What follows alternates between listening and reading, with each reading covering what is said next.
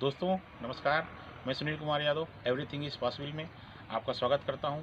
और आज मैं आपको एक ऐसे व्यक्तित्व के बारे में बता रहा हूं जिसको हिंदुस्तान के समस्त सैनिक परिवार और उस क्षेत्र के लोग हमेशा याद करते हैं। दोस्तों, जैसा कि आप जानते हैं कि हमारा देश 1947 में आज़ाद हुआ और 1947 में आज़ादी के बाद हमने बहुत से युद्ध लड़े। चाहे वो 1948 का युद्ध रहा हो जब कबायलियों ने भारत पर आक्रमण किया, पाकिस्तानी छद्म सेना जो छद्म वेश में आई, चाहे 1962 का युद्ध रहा हो, चाहे 1971 का बांग्लादेश का युद्ध रहा हो, चाहे 1984 में सियाचिन ग्लेशियर की तनातनी रही हो जब हमने सियाचिन पे कब्जा किया, चाहे 1999 का कारगिल युद्ध रहा हो।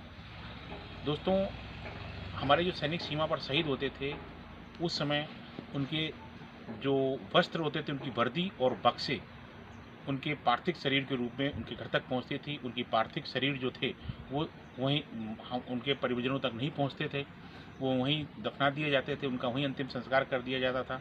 लेकिन हमारे देश में एक ऐसे रक्षा मंत्री हुए जिन्होंने ये डिसीजन लिया कि सैनिक को पूरे राजकीय सम्मान के साथ उनके उसके जो उस शहीद सैनिक का शव उनके परिजनों तक पहुंचाया जाएगा और उनको पूरे राजकीय सम्मान के साथ वहाँ उनकी अंत्येष्टि होगी, जिससे वो अब परिवार जो है अपने को गौरवान्वित महसूस करे, उस क्षेत्र के लोग अपने उस वीर सपूत पर, भारत माँ के लाल पर गौरवान्वित महसूस करें।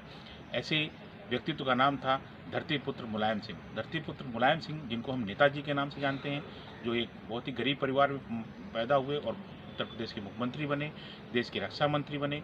दोस्तों, उन्होंने ये निर्णय लिया कि शहीद का शरीर, उनकी बॉडी, पार्थिव शरीर पूरे राजकीय सम्मान के साथ उसके परिजनों तक पहुंचाया जाएगा और उसका अंतिम संस्कार किया जाएगा। दोस्तों, मैं धरतीपुत्र मुलायम सिंह, जो हमारे नेताजी भी हैं, जिनको हम नेताजी के नाम से जानते हैं, उत्तर प्रदेश में उनका अपना वर्चस्व है, भारत के सबसे बड़े सूबे के मुख्यमंत्री रहे। उनके बारे में आपको और भी दो चार चीज़ें बताता हूँ। इनका विवाह जो था 18 वर्ष की आयु में हुआ, जब ये कक्षा 10 में पढ़ते थे। इनकी शादी ये नहीं करना चाहते थे, लेकिन परिवारजनों के दबाव में आकर इनकी शादी हुई। और इनकी जो बारात थी दोस्तों, वो 5 भैंसा गाड़ी, जो बैलगाड़ी होती ना, भैंसा गाड़ियों में इनकी बारात जो थी, इनके गांव से, जो इनका पैतृक गांव था सैफई, वहाँ से 20 किलोमीटर दूर रायपुर, जो रायपुर का गाँव था, वहाँ इनकी बारात गई भैंसा गाड़ियों से। 3 घंटे का लंबा सफ़र इन्होंने उस भैंसा गाड़ी में तय किया। क्योंकि उस ज़माने में यातायात के संसाधन नहीं हुआ करते थे, सड़कें खराब हुआ करती थी और इतना ट्रांसपोर्टेशन था वो इतना था भी नहीं।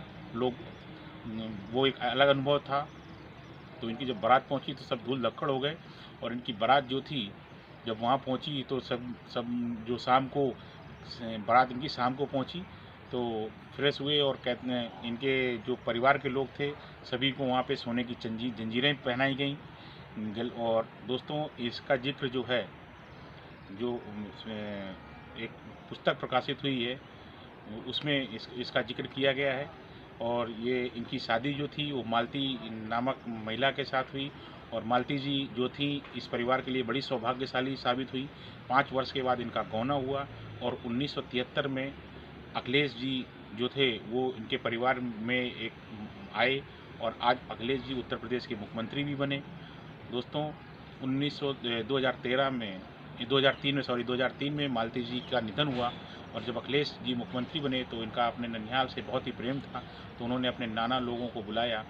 और इनके जो मुलायम सिंह जी के जो साले थे महाराज सिंह जी, वो ये कहते हैं कि हमारा जो ये जो संबंध हुआ ये उनके फूफा जी ने तय करवाया था। मुलायम सिंह जी के साथ में हमारी जो बहन थी मालती का विवाह जो था उसमें उनके फूफा जी का बड़ा योगदान था।